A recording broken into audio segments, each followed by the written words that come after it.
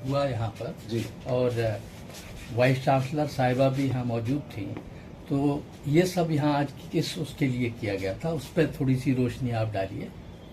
सबसे पहले तो मैं आप सबका शुक्रिया अदा करता हूँ कि आपने अपना कीमती वक्त दिया और हमारे इस कॉलेज के एक इम्पॉर्टेंट इवेंट में शामिल हुए।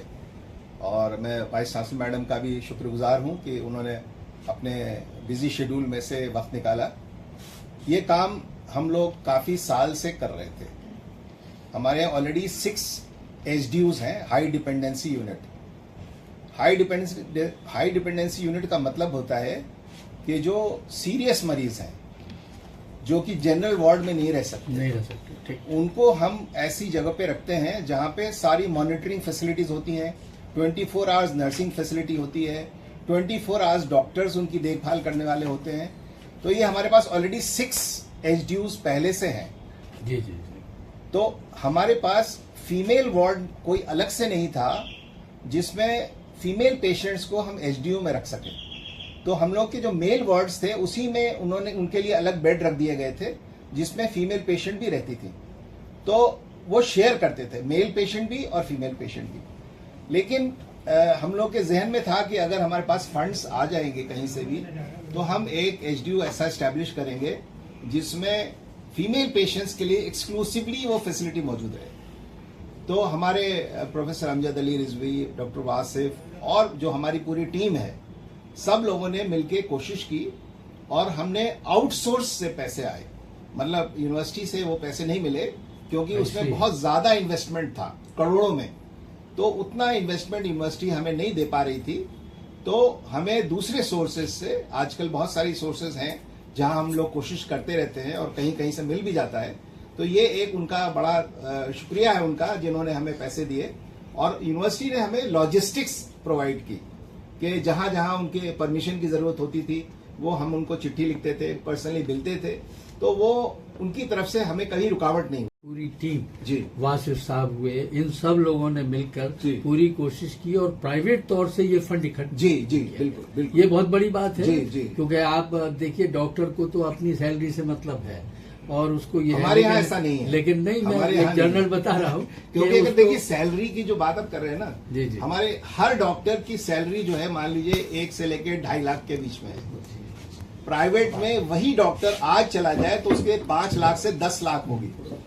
यहाँ पे हम लोग जो है सेवा के लिए बैठे हैं। मैं वही कहना चाह रहा था कि अगर उनकी सोच उस टाइप की होती तो वो इस तरीके का कोई काम नहीं करते। जी, जी। लेकिन उन्होंने प्राइवेट तौर से इतनी कोशिश की, ये अपने आप में एक मिसाल है। जी, बहुत अच्छी बात है। और क्या क्या फैसिलिटीज आपके इसमें है, उस पर और थोड़ा तो उसमें जो है हमने अभी 6 बेड्स डाले हैं क्योंकि हर बेड पे 7 मॉनिटर है, जो 7 पैरा मॉनिटर है, जिसमें blood pressure, pulse, heart rate और ECG हर चीज उसके अंदर रिकॉर्ड होती रहेगी और 24/7 वो फंक्शन करता रहेगा।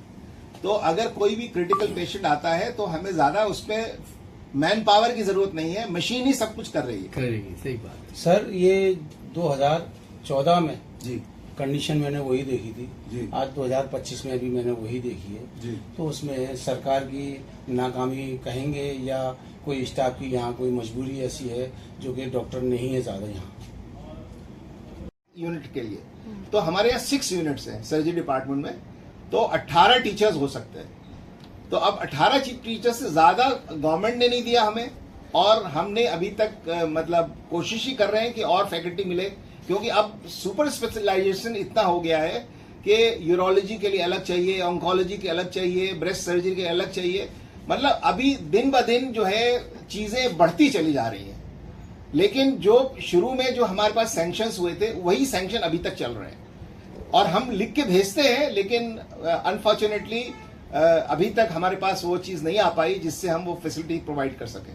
लेकिन आप सोचे 2.5 लाख मरीज से 10 लाख मरीज हो गए 4 साल के अंदर, और फैसिलिटीज जो पहले से गवर्नमेंट दे रही है उसी फैसिलिटी में हम काम कर रहे हैं। सर तो यही कहना इसलिए था। प्रेशर तो यही एक यही सबसे हमारा बड़ी आशंका। समस्या है कि मरीजों की संख्या बढ़ी है। हाँ, संख्या तो मरीजों बढ़ की रही लेकिन है। मरीज- जी। आयुष्मान कार्ड कई जगह हॉस्पिटलों में अवेलेबल होता है और बहुत से लोग यहाँ पे आते हैं, अपना आयुष्मान कार्ड लेके भी आते हैं उनको, लेकिन उनको यहाँ से भेज दिया जाता है कि यहाँ नहीं चलेगा। ये आपको शायद इंफॉर्मेशन पूरी नहीं है।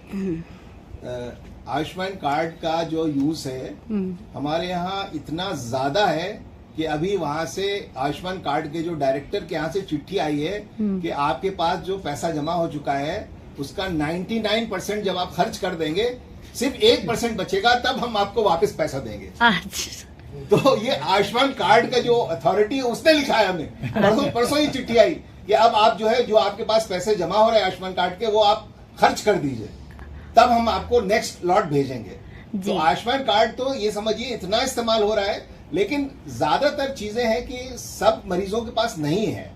वो कुछ आधा अधूरा चीज लेके आते हैं, कोई एक्सपायर हो गया है। हाँ, उस पर प्रॉब्लम होती है। उसके- एक्चुअली सर ऐसा होता है कि जो जिनकी जान पहचान रहती है मेडिकल में, जिनकी जान पहचान है वो तो ऊपर तक आके अपनी बात को रख देता है, वो तो कह देता है, लेकिन जो ऊपर तक नहीं पहुंच पाते उनका यहाँ पे बिल्कुल उनको मना कर दिया जाता है। एक आम जनता उनकी को आवाज facility आप provide नहीं सब होती। लोगों तक नहीं पहुंच पाती है।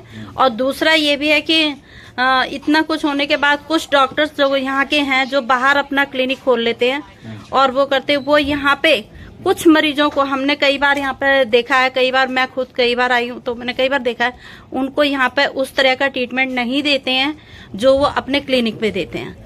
तो यहाँ का जो मरीज जो यहाँ पे आएगा, यहाँ पे बड़े विश्वास के साथ आते हैं, दूर दूर से लोग आते हैं, लोगों को यहाँ पे रेफर भी किया जाता है कि आप वहाँ जाइए। मैंने कई मरीज यहाँ से जो है दूसरी जगह भी जाते हुए देखा तो वो लोग बड़ा मायूस होके जाते हैं। तो ऐसों के लिए आपका क्या कहना और है? सर एक सवाल आपका सवाल क्या है? पहले सवाल पूछिए फिर मैं जवाब दूंगा। यहाँ से जो मरीज जी निराश होके बाहर निकल जाते हैं और जो डॉक्टर यहाँ पे उनकी ड्यूटी है यहाँ पे, लेकिन उनका अपना भी बाहर क्लिनिक है, जी जी तो वो ज्यादातर यहाँ पे लोगों को देखते नहीं है ठीक से।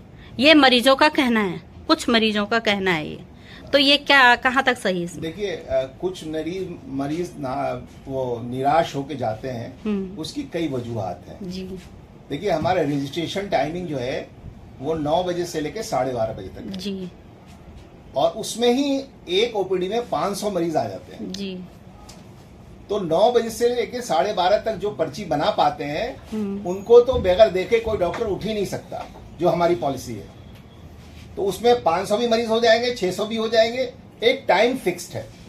उस पीरियड के बाद अगर कोई 12:30 के बाद आ रहा है कोई मरीज तो ऑब्वियसली उसका पर्चा नहीं बनेगा। जी और जब वो पर्चा नहीं बनेगा तो वो कहीं भी जा सकता है, प्राइवेट नर्सिंग होम में जा सकता है, यहीं कहीं दिखा सकता है, या पर्सनली किसी से बात करके दिखा सकता है।